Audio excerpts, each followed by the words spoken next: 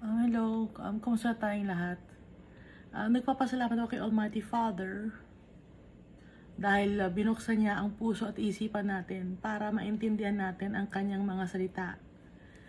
So yung Bible, nakabukas na sa atin, alam na natin ang mystery ng buhay, kung saan tayo galing at saan tayo papunta. Nireveal na rin sa atin ni Almighty Father, si Jesus Christ, ang ating Redeemer. At si Jesus Christ ay nasa Old Testament.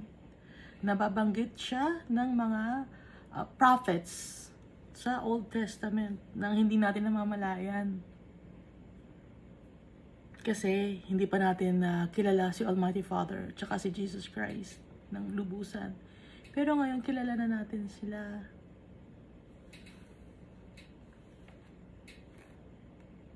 Kaya lahat nire-reveal sa atin ni Almighty Father. Kaya magpasalamat tayo sa Kanya. Dahil mahal niya tayo, kaya niya sa atin nire-reveal lahat.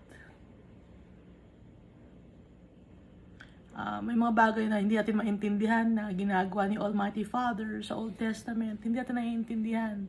No? Pero susunod lang tayo. Pero ngayon, nire-reveal na sa atin ni Almighty Father lahat. So, basahin muna natin itong, kasi di pa rin nababasa yung John chapter 20 and John chapter 21.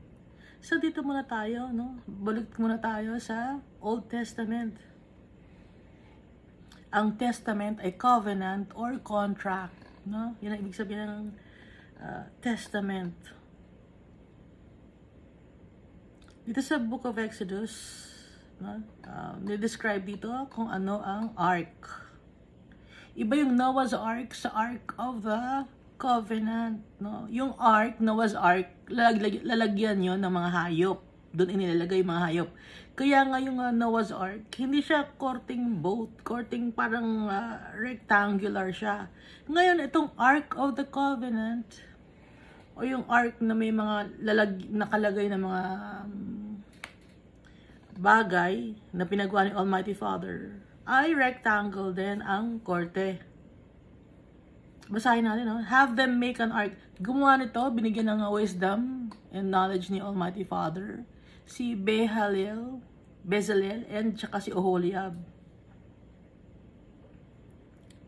Sila ang binigyan ni Almighty Father ng knowledge para magawa yung mga design ng ark, tsaka yung mga table, yung mga lampstand. So, si Almighty Father lahat ang nagbibigay ng knowledge sa mga tao.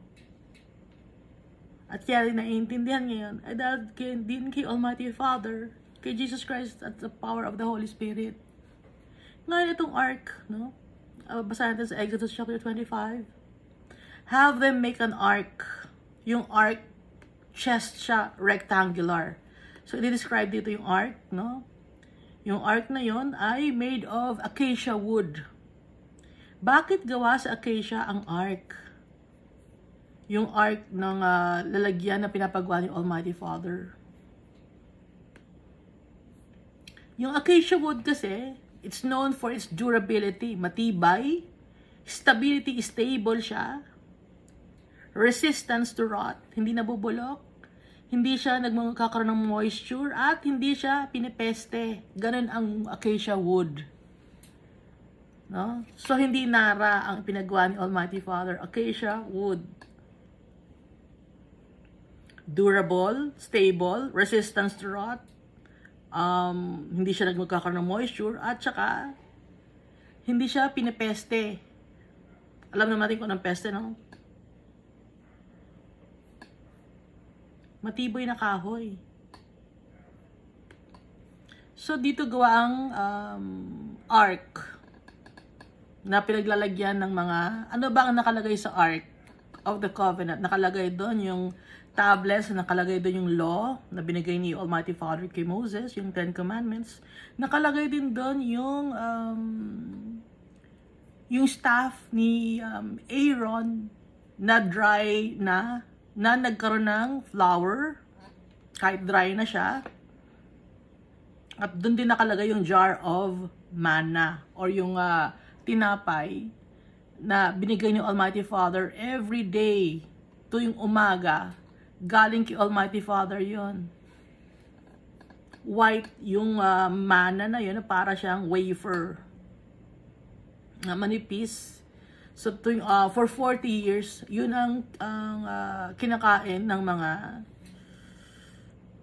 Israelites nung nasa desert sila. From Egypt to Israel, yun ang pinapakain ni Almighty Father. So balik ngayon dito tayo sa ark, no? Made of acacia wood, 2.5 cubits long, a cubit and a half wide, and a cubit and a half high. So rectangle siya. Every day, overlay it with pure gold both inside and out. So, gawa siya sa kahoy na matibay. Tapos, labas at loob, may gold. Nakabalot ng gold. And make a gold molding around it. So, design na gold din na molding. Cast 4 gold rings for it and fasten them to its 4 feet with 2 rings on one side and 2 rings on the other. Then make poles of acacia wood and overlay them with gold. Insert the poles into the rings on the sides of the ark to carry it. So buhat-buhat ang ark ng mga Israelites, ng mga high priests, no? Silang mga Levites, sila nang nagdadala na to. The poles are to remain in the rings of this ark. They are not to be removed. They put in the ark of the tablets of the covenant law, which I will give you. Then put in the ark the tablets of the covenant, which I will give you.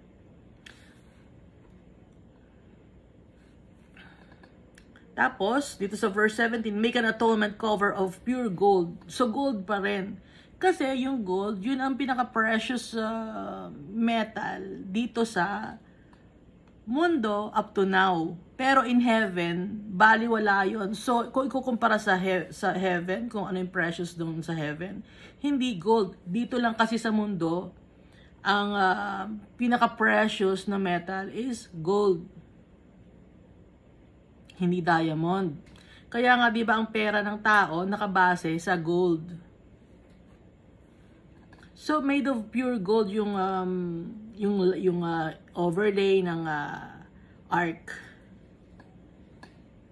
Make an atonement pure cover of pure gold 2.5 cubits long and a cubit and a half wide, and make 2 cherubim out of hammered gold at the ends of the cover. Make 1 cherub on one end and the second cherub on the other. Make the cherubim on one piece with the cover at the 2 ends. The cherubim are to have their wings spread upward, overshadowing the cover with them. The cherubim are to face each other, looking toward the cover. Place the cover on top of the ark and put in the ark the tablets of the covenant law that I will give you there above the cover between the 2 cherubim that are over the ark of the covenant law. I will meet with you and give you all my commands for the Israelites. So, ito ay pinagawa ni Almighty Father. So, baka magtaka kayo, bakit tayo napunta ngayon sa Ark of the Covenant?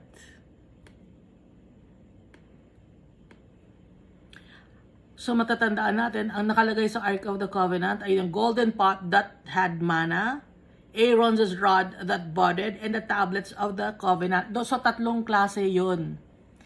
Yung golden pot ng manna, so yung wafer na pagkain ng mga Israelites, every morning nagbibigay si Almighty Father except pag rest day. At saka yung staff ni Aaron na dry na yon, no? Dry na yon, pero namulaklak. At saka yung tablets of the covenant, yung tablets of the covenant, alam naman natin na yun yung law na binigay ni Almighty Father kay Moses, yun yung 10 commandments. So bakit natin binabanggit ngayon? Ito ay si Jesus.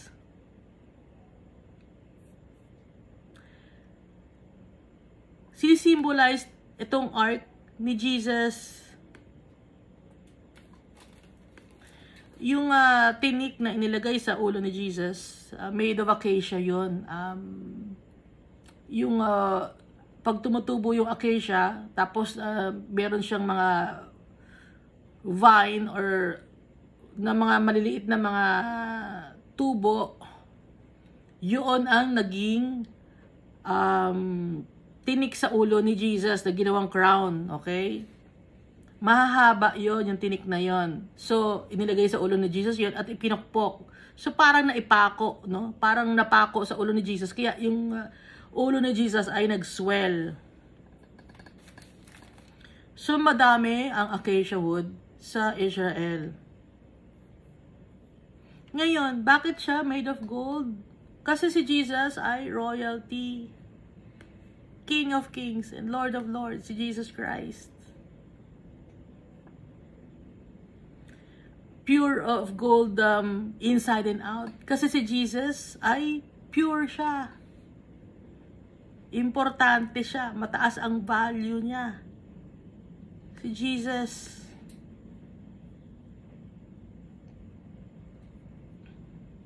At yung ark, the tablets of the covenant law. So yung covenant law, no, yung 10 commandments. Si Jesus Christ, nung bumaba na dito sa lupa, binigyan niya tayo ng commandments. So yung commandments, sa 10 commandments, naging compact na yon. Pinaikli na lang ni Jesus, naging 2. Kasi yung 10 commandments, ang summary nun ay tungkol sa pagmamahal kay Almighty Father at pagmamahal sa kapwa-tao natin. So si Jesus ang law. At si Jesus din ang judge. Kaya nga sa end of time, si Jesus ang magja-judge sa atin. Kasi sa kanya inaatang, nasa kanya ang authority na binigay ni Almighty Father. Dahil sa kanya ibinigay ni Almighty Father ang power and authority on heaven and on earth. Kaya yung law, kung sino man ang magja-judge, si Jesus yon ang magja-judge sa atin. Kung hindi natin nagawa ang law, yung mga ipinag-uutos niya, yung kanyang mga commandments, si Jesus ang magja-judge sa atin. At kung nagawa man natin, si Jesus pa rin ang magja-judge sa atin. Siya ang nakakaalam, si Jesus Christ. So ngayon naman, ano naman yung manna na nasa loob naman ng Ark of the Covenant? Yung manna naman, sinisimbolize din ay si Jesus Christ kasi yung manna para siyang bread, wafer siya na matamis na nakakapagbigay ng nutrients sa katawan ng tao. And every morning, ibinibigay yon sa mga Israelites except rest day or Sabbath day. Si Jesus Christ, nabuhay siya magmuli. Umagang umaga. On the 3rd day. At nabuhay siya first day of the week. So, laging bago. Every day, bago. Paggising natin sa umaga, blessing ni Jesus Christ at ni Almighty Father. At yung Aaron's rod na nag-budded, di ba si Jesus namatay siya? Pero nabuhay siyang magmuli. Gaya ng rod ni Aaron na yung wood, patay na wood na yun, dry na yun. Pero nag-bud uli, nagkaroon ng bulaklak. Si Jesus Christ nabuhay magmuli.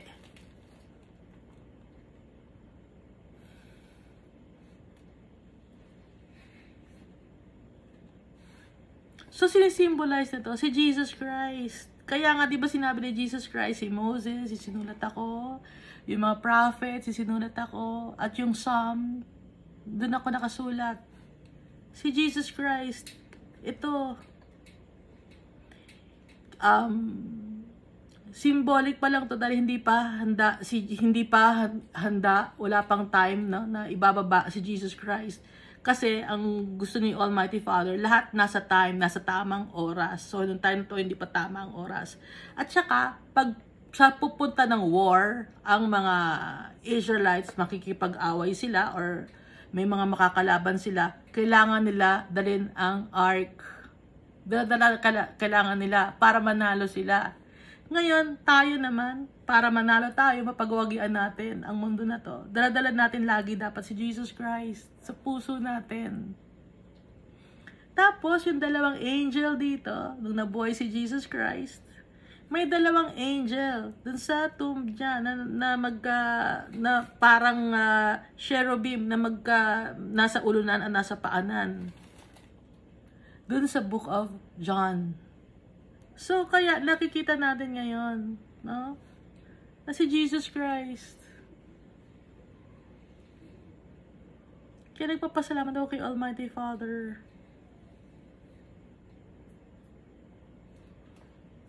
Lagi tayo magpasalamat dahil mahal niya tayo. Gusto niya ipaintindi sa atin. Lahat ng mga bagay na ginawa niya noon ay para sa atin. Para maintindihan natin yung importance ni Jesus Christ, yung importance ng King natin.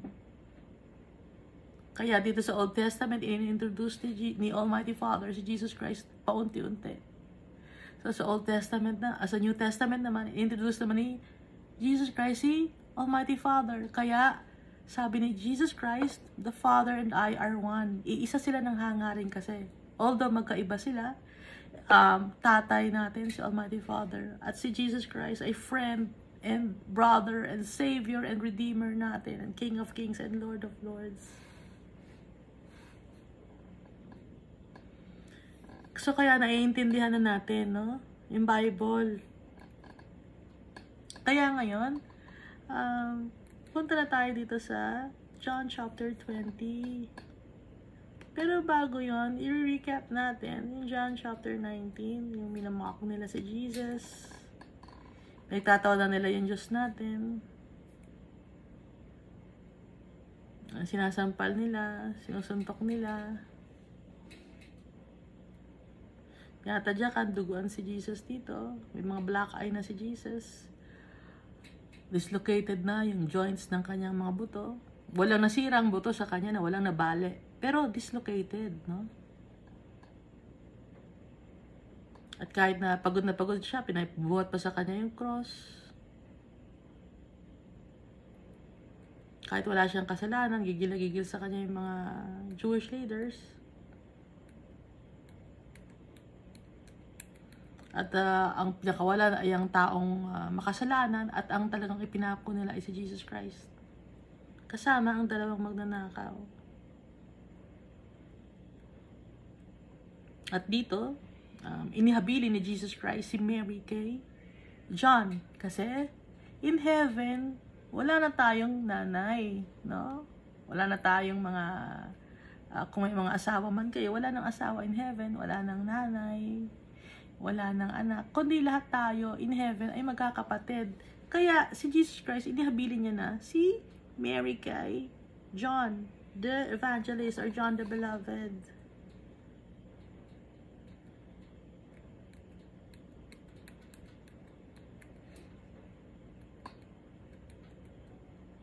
Si Jesus Christ lang ang umakyat ng lupa. Umakyat ng langit ng kasama ang katawan.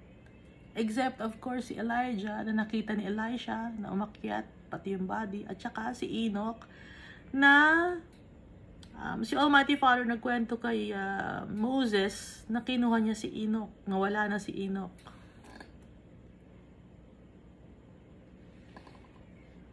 So, yung mga ginagamit dito kay Jesus, no, yung mga sour wine, yung hyssop, binanggit din sa Old Testament. Yung hyssop, meron tong antibiotic, no? May property to na nakakagaling. Tapos yung mga sour wine, nabanggit na rin dito, yung sa Ark of the Covenant, yung mga oil na ginamit para to prepare Jesus for the burial. Binanggit na rin dito sa Old Testament. Kaya lahat ng mga ginamit kay Jesus, nabanggit na sa Old Testament.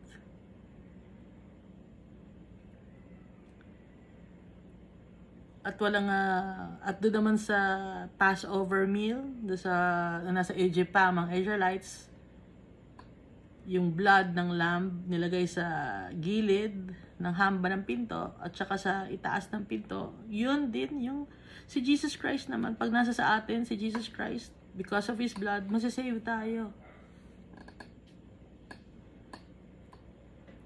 So, namatay si Jesus Christ for 3 days na wala siya. Pero He rose again on the 3rd day, Monday or first day of the week. It's a new beginning, new hope. Kaya first day of the week.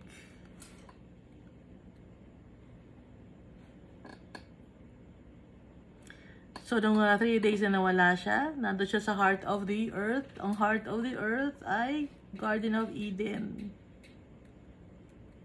Doon nagsimula ang lahat, yung pagmamahal ni Almighty Father sa atin, nung create niya tayo doon sa Garden of Eden. Kaya yun ang heart of the earth. Hindi sa kung saan mang lugar dito sa mundo. Kasi, hindi agad-agad si Jesus Christ nag-rise to heaven or nag-ascend to heaven. Dito muna siya sa earth. So, doon siya sa Garden of Eden. Doon siya nagpahinga.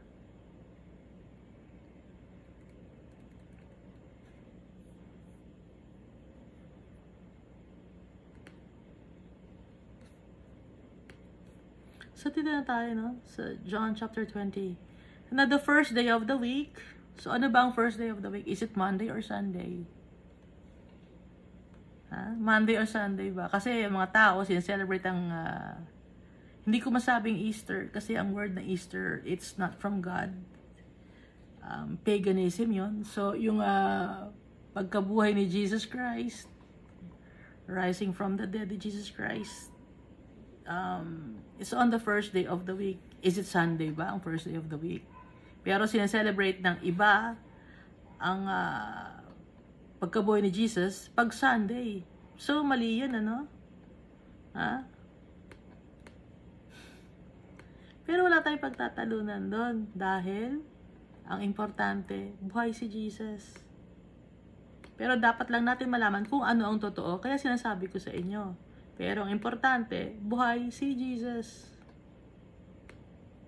Mary Magdalene went to the tomb early while it was still dark. So, madilim pa. Nagpunta na si Mary Magdalene and saw that the stone had been taken away from the tomb. So, may mga kasama dito si Mary Magdalene, ano? So, madilim pa, makulimlim pa. Siguro mga 5 o'clock in the morning yon. Wala na si Jesus. So, parang mana si Jesus na umaga yung kanyang blessing. Okay? Umaga siya, nawala, madaling araw pa lang. It was still dark and saw that the stone had been taken away from the tomb. Bukas na yung tomb, wala na yung stone na nakaharang.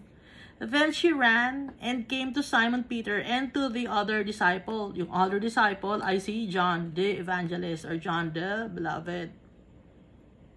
Tumakbo siya. So, medyo malayo yun, ano?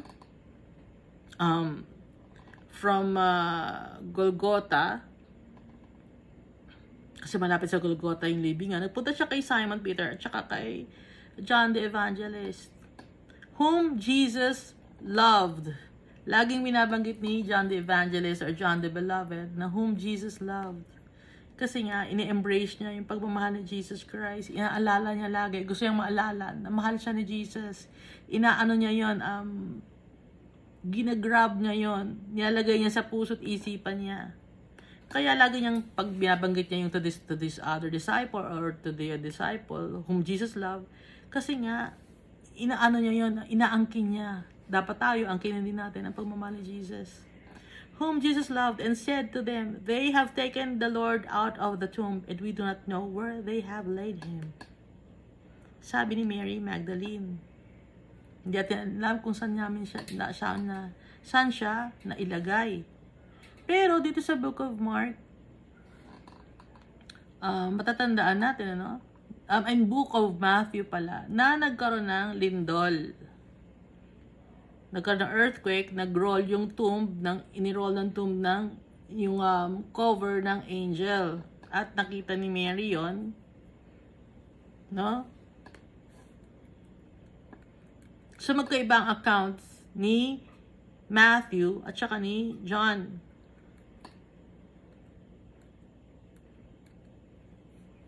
Peter therefore went out and the other disciples, so si Peter tsaka si John, magkasunod sila, nagtakbuhan sila, and were going to the tomb. So they both ran together, and the other disciple, si John, outran Peter. Mas mabilis magtakbo si John. Siguro dahil sa mas bata siya, So, takbuhan niya si Peter. Nalagpasan niya si Peter sa pagtakbo. And came to the tomb first. So, nauna siya sa libingan, si John. And he, stooping down and looking in it, saw the linen cloths lying there. Yet he did not go in. Sumilip lang si John. No? Nakita niya yung linen cloths nandun, pero si Jesus wala. Then Simon Peter came, following him, and went into the tomb. Pumasok naman si Simon Peter sa tomb. And he saw the linen clothes lying there. Nakita rin ni Simon Peter yung mga tela na ginamit sa pambalot kay Jesus Christ. And the handkerchief that had been around his head. Pati na rin yung nasa ulo ni Jesus na panakip. Nandun din. Not lying with the linen cloths, but folded together in a place by itself. So, yung linen cloths, korting tao pa rin. Although wala na yung tao dun sa linen cloth, wala na si Jesus sa linen cloth, pero yung linen cloth, korting tao pa din. Alam mo na may taong nakalagay doon dati, pero nawala. Pati yung sa ulo, nawala. No? Nawala yung tao na nakabalot sa linen cloth. Pero yung linen cloth, maayos pa rin. Korting tao pa rin. Then the other disciple who came to the tomb first went in also. So sumunod ulit naman si John, pumasok din. And he saw and believed. Kaya nung nakita niya, naniwala siya. For as yet they did not know the scripture. Noong mga panahon na yon, hindi pa rin nila naiintindihan yung salita ng Diyos, yung sinasabi ni Jesus, that he must rise again from the dead. Then the disciples went away again to their own homes. Hindi pa rin nila naiintindihan kung ano yung nangyayari. So, nagkakagulo sila. No? Pati si Matthew, nagkakagulo rin. Kaya yung accounts ni Matthew, magulo din. Hindi sakto yung kanilang pagkakaintindi kay John. Kasi nga, magulo. Noong time na yung nagkakagulo. At saka, yung mga Jewish leaders nagkakagulo dun. Dahil alam naman natin na may pinabantay ang mga Jewish leaders dun sa tomb para akala kasi ng mga Jewish leaders na nakawin ng mga disciples ni Jesus siya.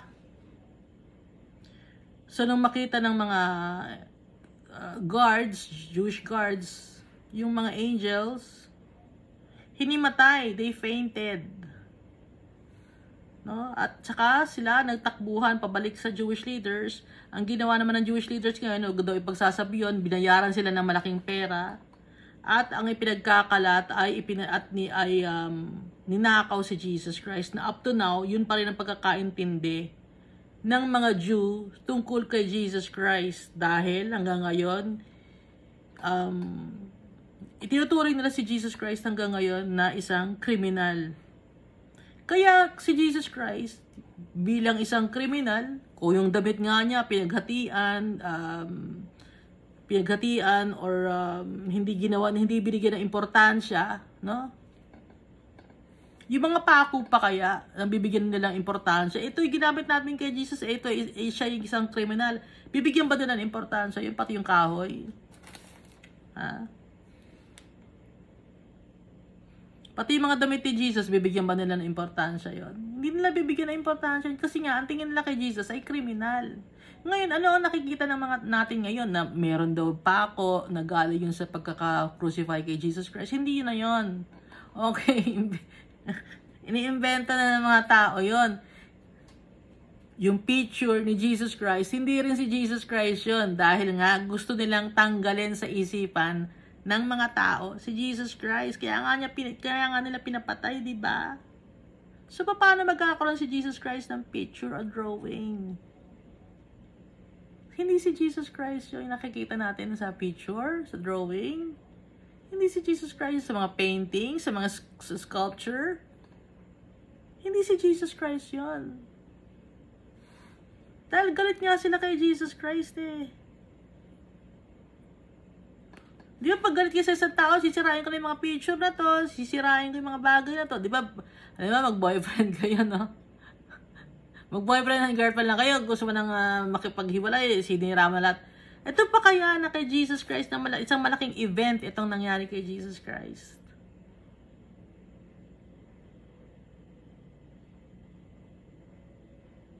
So, hindi natin alam, pati yung pinaglibingan kay Jesus Christ ay sinira din nila, no? Kaya yung mga pinupuntahan ng mga tao ngayon sa Jerusalem na sinasabi na doon daw nilibing si Jesus Christ, doon daw na ipako si Jesus. Hindi na yun hindi na yung credible. Ha? Kasi nga, sinira na yon ng mga Jew dahil nga galit sila kay Jesus.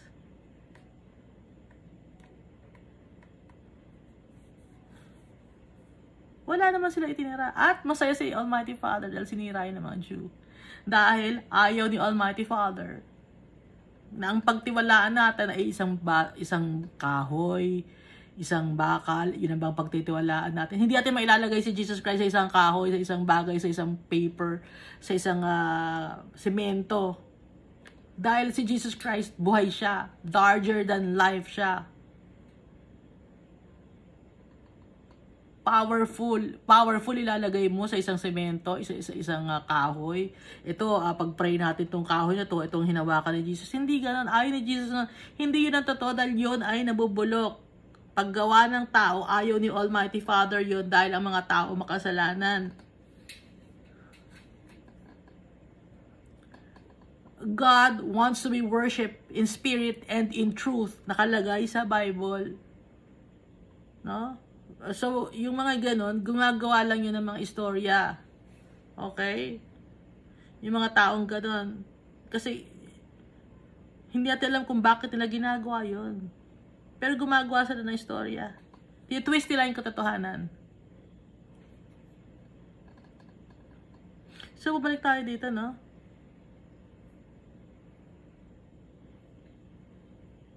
So, bumalik na ulit si Peter, tsaka si John sa kanilang mga bahay. Umuwi na sila.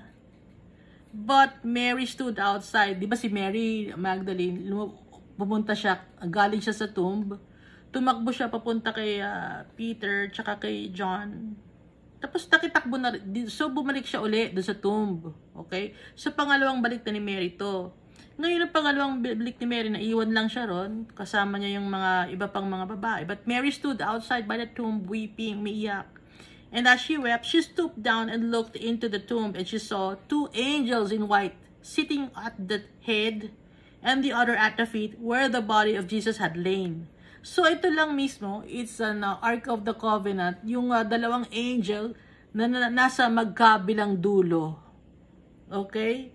Tapos yung rectangular na yon, yung rectangle na ark na yon, nakalagay doon yung commandments, yung Almighty Father, at saka yung staff ni Aaron, at saka yung mana. Yun si Jesus Christ, sinisimbolize nun, si Jesus Christ.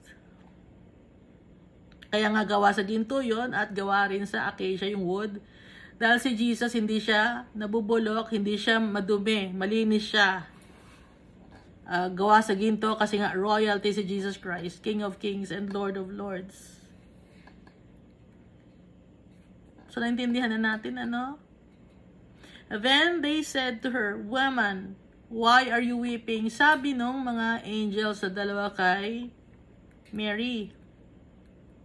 She said to them, "Because they have taken away my Lord, and I do not know where they have laid him." Kasi tinanggal nila si Jesus Christ.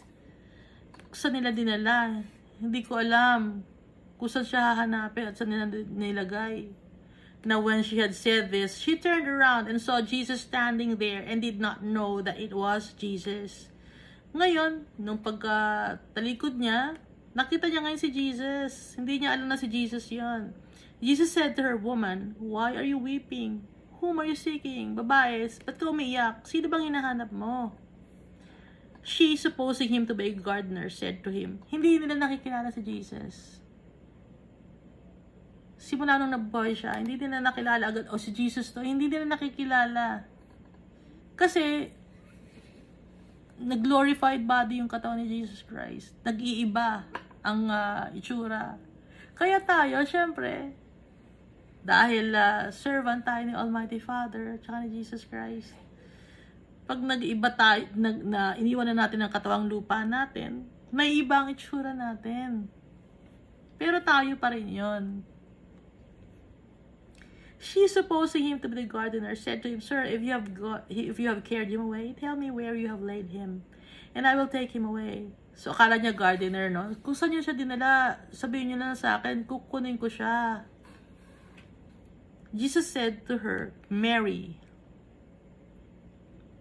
She turned and said to him, Rabboni, which is to say, teacher. Nagulat siya. Nagulat si Mary. She said to her, do not cling to me, for I have not yet ascended to my Father. Huwag mo akong hahawakan. Huwag mo na akong itatouch, no? Kasi hindi pa ako nakakapunta sa tatay ko. Sabi ni Jesus Christ. So, kung ang time na to, after 3 days, hindi pa siya nakakapunta sa tatay niya, si Almighty Father, tatay natin. So, ibig sabihin, nandun siya sa Garden of Eden, dun siya nagpahinga. Kasi, hindi siya pwedeng hawakan dahil nag-glorified body na siya. Hindi siya pwedeng maghahawakan ng madumi or makapunta sa lugar na madumi.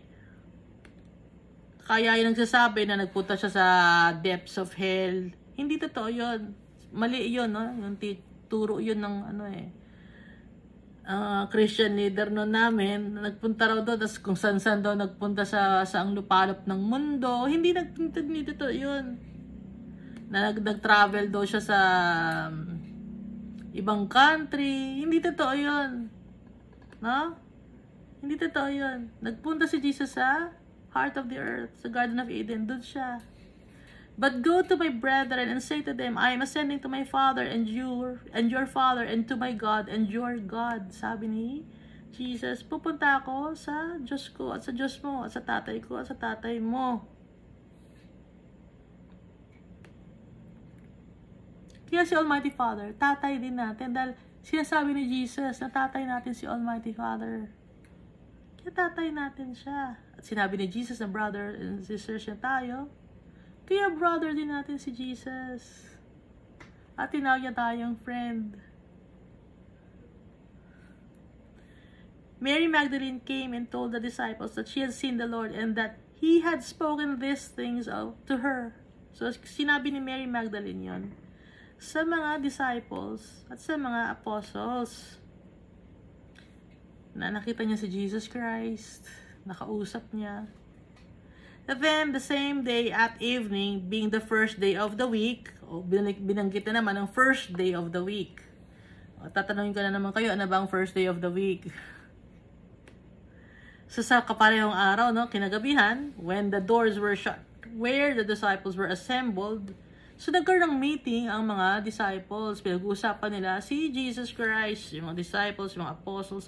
Pinag-uusapan nila kung nasaan na si Jesus, kung sinong nakakita, sinong kumuha, ganon.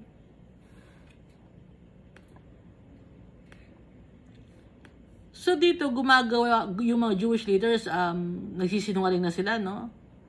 Pero syempre, hindi maniniwala itong mga itong mga apostles and disciples.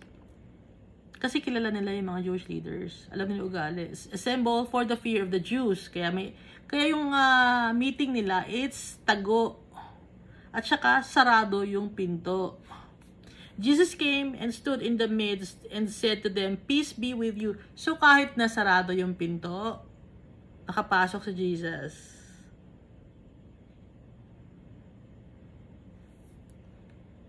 Okay? When he had said this, He showed them his hands and his sides. Then the disciples were glad when they saw the Lord. So, pinakita ni Jesus yung kanyang kamay, yung kanyang tagiliran, at yung kanyang paa. So, makikita doon yung kanyang sugat, no? Yung sugat sa kanyang mga kamay.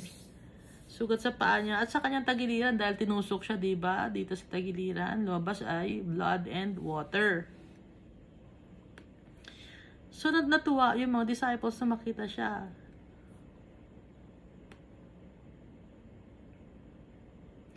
So, Jesus said to them again, Peace be to you.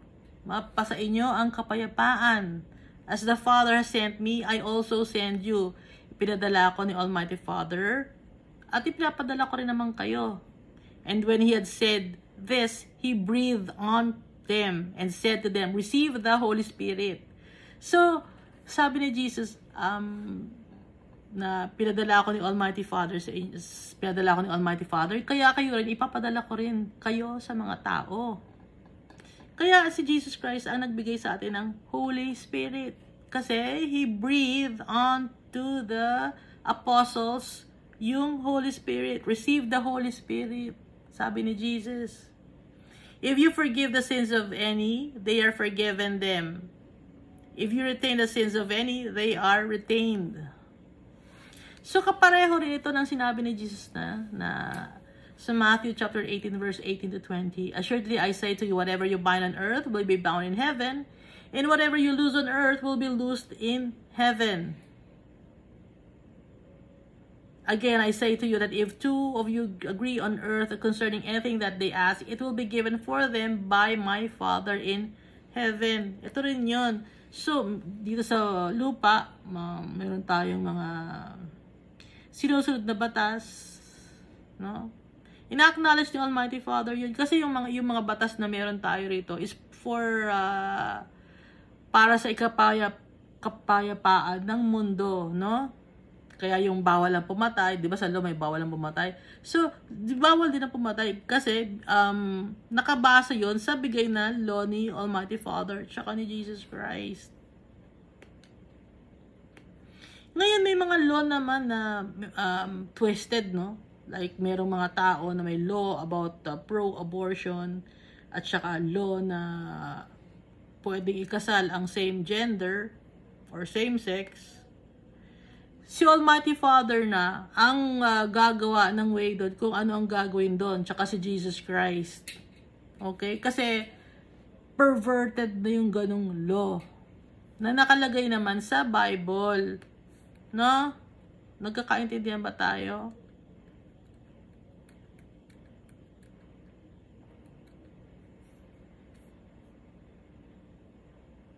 Now, Thomas, called the twin, one of the 12. So, ang nandun lang na nakita ni Jesus ay mga 10. 10 apostles lang ang nandun. Hindi kasama si Thomas. Was not with them when Jesus came. The other disciples therefore said to him, "We have seen the Lord." Nakita namin si Jesus, yung Lord natin, yung Rabbi natin. Sinabi nila kay Thomas, excited ang 10 na magsabi kay Thomas. Excuse me. So, anong sabi ni Thomas? So, he said to them, "Unless I see in his hands the print of the nails, and put my finger into the print of the nails, and put my hand into his side, I will not believe." Sabi ni Thomas. Kaya nga siya ay tinatawag na Thomas the Doubter. May doubt siya. Nagdududa siya. Yung iba sinasabi, hindi, kaya siya nagdududa kasi sobrang mahal niya si Jesus Christ. Hindi totoo yun. Twist na naman nila. Ginagawa nilang bida si Thomas. Walang pananampalataya si Thomas, okay?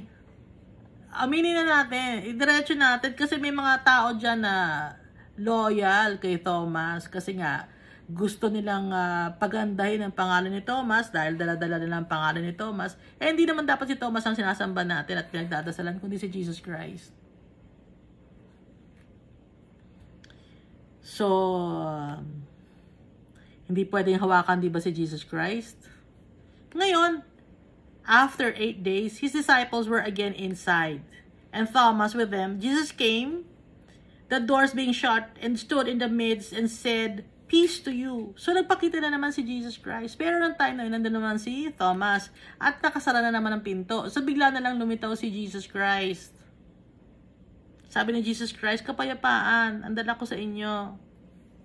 And then he said to Thomas, alam ni Almighty Father, tsaka ni Jesus Christ, ang mga sinasabi natin at nasa isip natin. So, then he said to Thomas, "Reach your finger here." Pinakita ni Jesus yung kanyang kamay, yung butas sa kamay niya.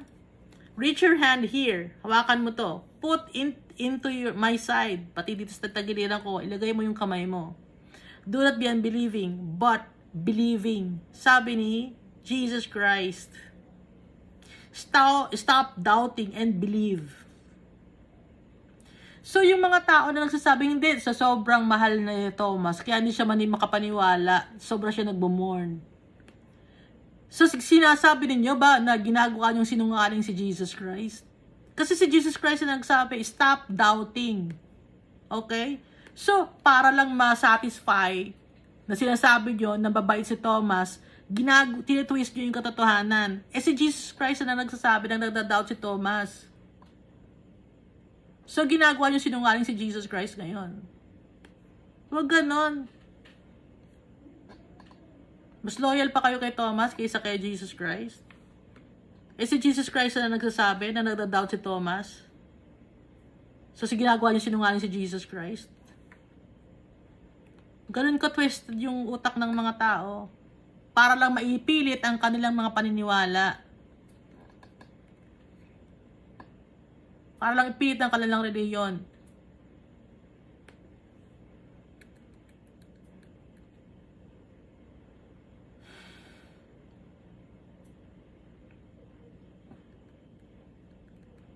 So, pangalawang beses na si Jesus Christ nagpakita sa kanyang mga disciples. So, natong time na to, 8 days, no, nakapunta na si Jesus Christ kay Almighty Father. Kasi nung time na to, nung una, hindi siya nagpahawak kay Mary kasi nga hindi pa siya nakakapunta kay Almighty Father. Pero nung time na to, pinapahawakan na niya, no? Reach your hand here, or your finger here. Kasi nga, nakapunta na siya kay Almighty Father.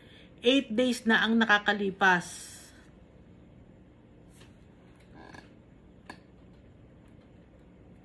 And Thomas answered and said to him, My Lord and my God. Sabi ni Thomas, nagsisi si Thomas, no? In-acknowledge si Thomas na nagkasala siya, nagsisi siya.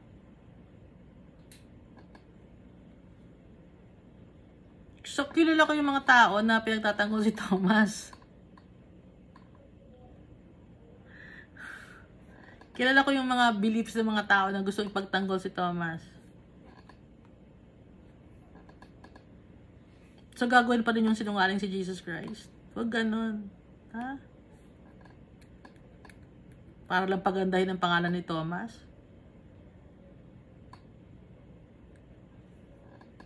So, verse 29, Jesus said to him, Thomas, because you have seen me, you have believed. Nakita mo ko, kaya ka naniwala, Thomas. Blessed are those who have not seen and yet have believed. Pinagpapala yung mga tao na kahit hindi ako nakikita ay naniniwala sa akin. So tayo, as followers of Christ, hindi natin nakikita si Jesus Christ. Pero nagtitiwala tayo sa Kanya, sa Kanyang salita, sa Kanyang mga ginawa, sa testimony ng mga tao, sa mga miracles na ginagawa ni Almighty Father at ni Jesus Christ sa buhay natin. Kaya tayo naniniwala. At kaya tayo naniniwala dahil alam natin ang boses ng ating shepherd, si Jesus Christ. My sheep know my voice.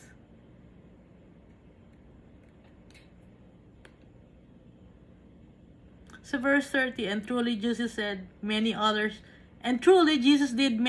signs in the presence of His disciples. At ang katotohanan, si Jesus Christ, mas marami pang magbidakita ng mga signs and wonders and miracles kasama yung kanyang mga apostles and disciples, which are not written in this book, na hindi pa rin nakasulat dito sa Matthew, Mark, Luke, John. Maraming miracles, maraming signs and wonders na hindi na itinuro si Jesus Christ, na ginawa ni Jesus Christ, na hindi pa nakasama dito sa Bible. So ito ay summary pa lang, no? Yung binabasa natin sa Matthew, Mark, Luke, John, summary pa lang ito. Napakaikli pa lang. But these are written that you may believe that Jesus is the Christ. So testimony ito ni John, gaya nung kay Matthew, testimony ni Matthew. Yung kay John Mark, testimony ni John Mark, tsaka ni Peter. At yung kay Luke, yun yung nakalap na testimony ng mga tao na kinalap ni Luke. Si Luke ay isang physician, no? So, nag-research siya. At nakuha niya yung mga katotohanan sa mga tao at sa mga nakasulat pa na iba. Okay? The Son of God, and that believing you may have life in His name. Lahat ng to na nakasulat, ay para tayo ay maniwala. At nang sa ganon, sa ating paniniwala ay magkaroon tayo ng buhay dahil sa kanyang pangalan. Magkakaroon tayo ng eternal life with Jesus in heaven.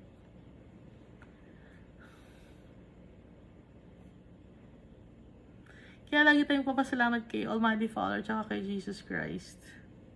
So nakikita nyo na yung Old Testament at saka yung New Testament, nandun si Jesus Christ sa Old Testament. Wala pa lang siyang pangalan, hindi siya pinapangalanan. Ini-introduce siya ni Almighty Father.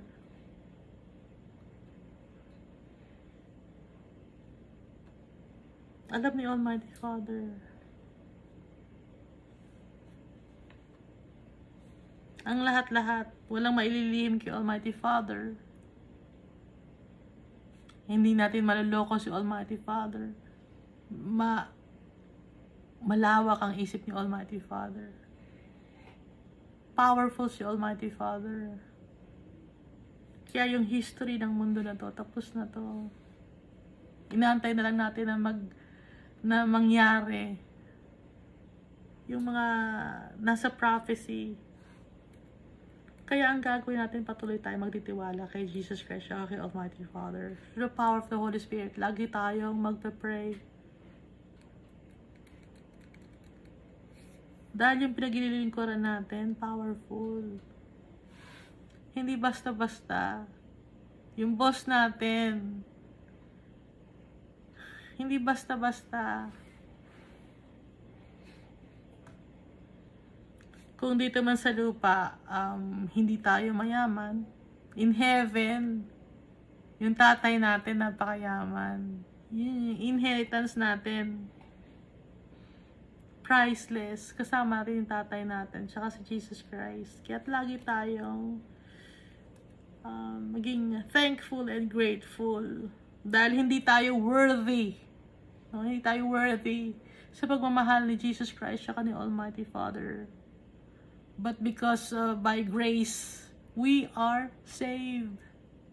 Yung grace, no, hindi tayo worthy, pero isa-save tayo din, sa awa yon, dahil sa awa at pagmamahal. Hindi tayo iwan ni Almighty Father. Tayo ang nangiiwan kay Almighty Father. Tayo nangiiwan kay Jesus. Tayo nangiiwan sa Holy Spirit pag nagkakasala tayo. Ipag-pray natin kay Almighty Father na, Lord, wag mo akong iiwan, wag mo akong pakakawalan. Don't let me go, Lord God. Be with me, guide me sa lahat ng decision ko sa buhay. Sa lahat ng mga taong makakasalamuha ko, Lord God, Almighty Father. Ikaw mag-guide sa akin, ilayo mo ko sa mga masasamang bagay. Parang sa Almighty, sa Our Father, no?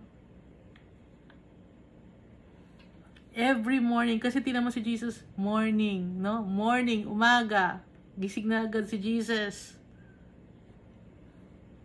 Yung mana, bigay agad, morning din. Si Jesus, first day of the week.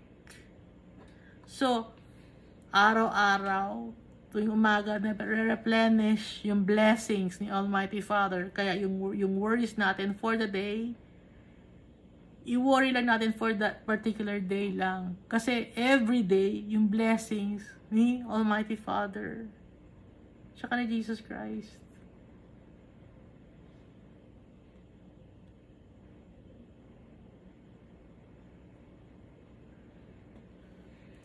At saka, angkinin natin, gaya ng ginagawa ni John, the Evangelist, inangkin niya yung pagmamahal ni Jesus Christ. Kaya tayo, sasabihin natin, alam ko, mahal ako ni Jesus. I know. Mahal ako ni Almighty Father. Hindi na ako pababayaan.